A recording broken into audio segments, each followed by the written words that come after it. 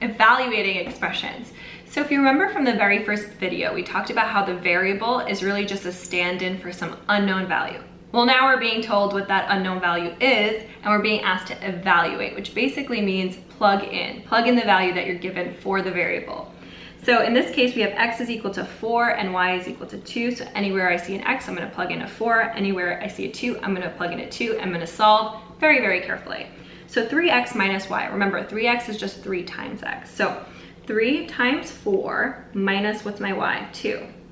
So I got 12 minus 2 gives me 10. Next one, xy plus 2y. So x is 4 times 2 plus 2 times 2, which gives me 8 plus 4, which gives me 12.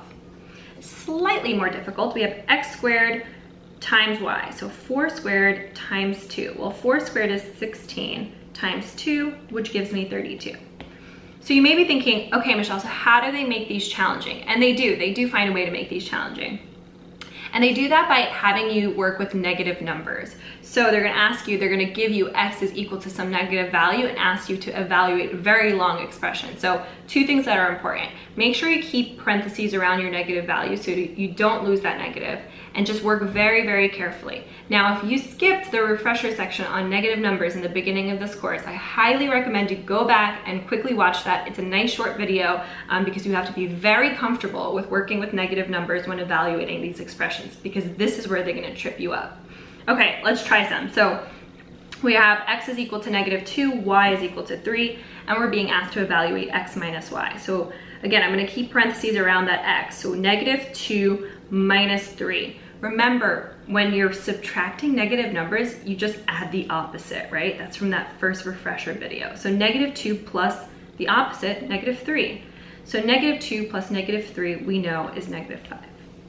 All right, next one, 2y minus x. So 2y, 2 times 3 minus a -2. Don't lose that negative.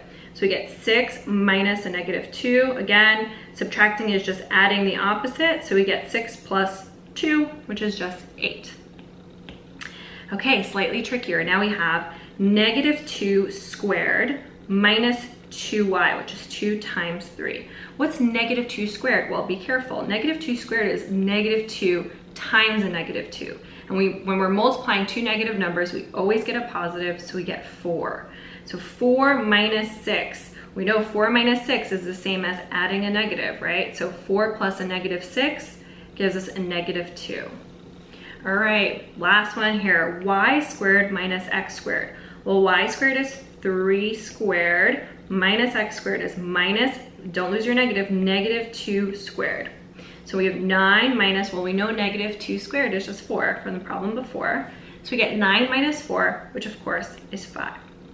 So again, the only thing that's gonna make this tricky is plugging in negatives and being very, very neat. So make sure you keep your parentheses and you'll be good to go. See you guys in the next video. Bye.